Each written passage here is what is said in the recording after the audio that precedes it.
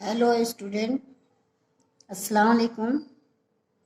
आज मैं आप लोगों को क्लास 10th की उर्दू नज़्म का 5वां लेसन पढ़ाऊंगी, जिसका नाम है शायर असगर गोंडवी की गज़ल।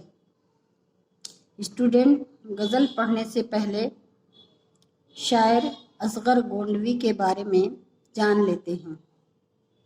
आप लोग इसे ध्यान से समझिए और इसे लाइक करिए, शेयर करिए। अगर मेरे चैनल पर पहली बार आए हैं तो इसे सब्सक्राइब भी करिए। चलिए शुरुआत करते हैं। असगर गोंडवी का असल वतन गोरखपुर था, लेकिन इनके वालिद मौलवी तफज्जुल हुसैन कानून गो थे।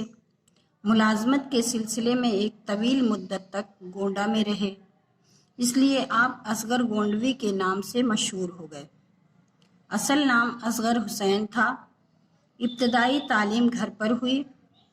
इसके बाद गवर्नमेंट हाई स्कूल गोंडा में दाखिल हुए, मगर घरेलू परेशानी की वजह से स्कूल छोड़ दिया और इस तरह इनकी तालीम मुकम्मल न हो सकी। ज़ाती मुताले और गौर व फिक्र के ज़रिए उन्होंने अच्छी खासी काबिलियत पैदा कर ली। असगर ने अपने इब्तदाई कलाम पर इस्लाह मुंशी खलील अहमद वजद बलग्रामी से ली। बाद में कुछ गज़लें मुंशी अमीरुल्लाह तस्लीम को भी दिखाईं। असगर एक मुत्तकी और परहेजगार इंसान थे, मगर वो ज़ाहिद खुश्क नहीं थे। उनकी मिजाज में रंगीनी और ज़राफ़त थी। तबीयत तसव्वुफ़ की तरफ मायल थी, इसलिए काजी शाह अब्दुल गनी से बैत की। इलाहाबाद में हिंदुस्तानी एकेडमी की मुलाजमत के सिलसिले में एक मुद्दत तक क़याम रहा और एकेडमी के सहमाई रसाले हिंदुस्तानी के एडिटर रहे। सन 1936 में इलाहाबाद में इंतकाल किया। असगर बहुत कम गो शायर थे। इनके कलाम के सिर्फ 2 छोटे छोटे मजमूए सुरूर ज़िंदगी और निशात रूह शाया हुए, लेकिन अपनी कम गोई के बावजूद उन्होंने अरबाब इल्म व अदब को अपनी जानिब मुतवज्जा कर लिया। इनके मुनफरिद रंग की इब्तिदा निशात रूह से होती है। इनके लब व लहजे में एक मतानत आमेज़ रंगीनी, ज़बान और बयान में एक आलमाना वक़ार और ख़यालात और महसूसात में पाकीज़गी और लताफ़त पाई जाती है। तसव्वुफ़ और मारफत के मज़ामीन को कैफ़ व सुरूर के साथ नज़्म करते हैं। इनकी गज़ल में निशात और सरमस्ती की जो फ़िज़ा पाई जाती है वो दिल पर असर करती है। चलिए बच्चों, हम शुरुआत करते हैं इस गज़ल की।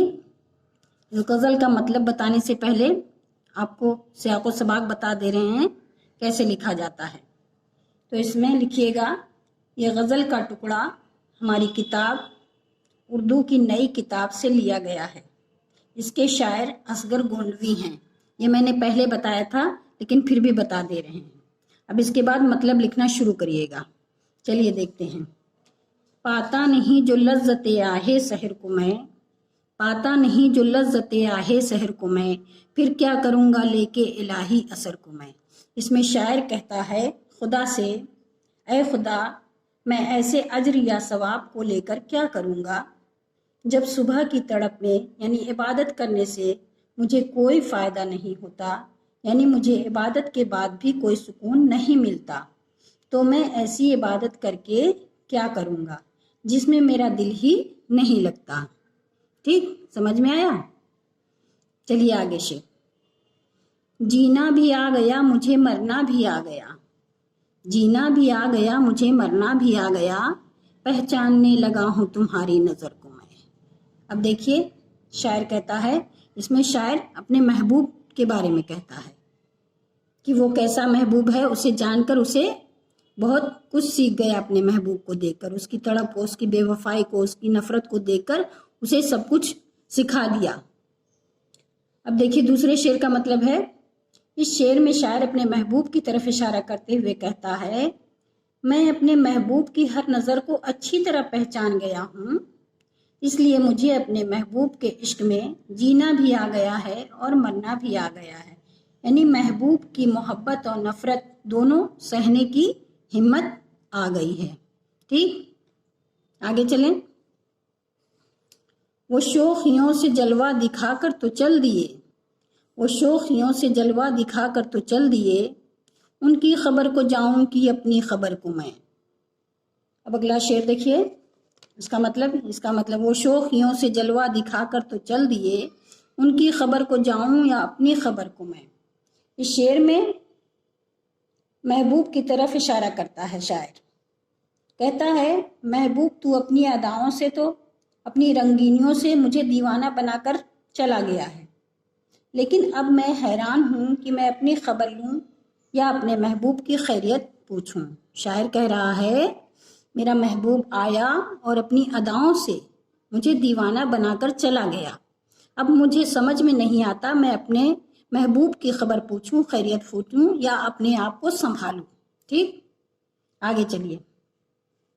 آہوں نے میری خرمن ہستی جلا دیا، آہوں نے میری خرمن ہستی جلا دیا، کیا منہ دکھاؤں گا تیری برقی نظر کو میں، کیا منہ دکھاؤں گا تیری برقی نظر کو میں۔ برق یعنی بجلی۔ اب دیکھیے، دھیان سے سنیے، شاعر کہتا ہے اے محبوب تیری جدائی میں نے جو آہیں بھری ہیں اس میں تو میرا پورا وجود ہی مٹ گیا ہے، اب میں تیری بجلی جیسی نظروں کا سامنا کیسے کروں، مجھ میں اتنی ہمت نہیں ہے۔ اب آگے دیکھیے آخری شعر، اصغر مجھے جنوں نہیں لیکن یہ حال ہے، اصغر مجھے جنوں نہیں لیکن یہ حال ہے، گھبرا رہا ہوں دیکھ کے دیوار و در کو میں۔ اب شاعر کہتا ہے، یہاں دیکھیے خود سے مخاطب ہے شاعر، یہاں کہتا ہے، یہاں شاعر کہتا ہے اصغر میں دیوانہ نہیں ہوں لیکن میرا یہ حال ہے کہ جس طرح دیوانے بستی سے گھر سے گھبراتے ہیں اسی طرح میں بھی گھر کے دیوار و در کو دیکھ کر گھبرا رہا ہوں، گھر کے اندر رہنے میں میرا دل نہیں لگتا ہے، ہر طرف گھبراہٹ محسوس ہوتی ہے۔ بچوں، یہ آپ کی غزل ختم ہوئی، یہاں پوری ہوئی۔ اب آپ لوگ سے میں اگلی ویڈیو میں ملوں گی۔ اللہ حافظ۔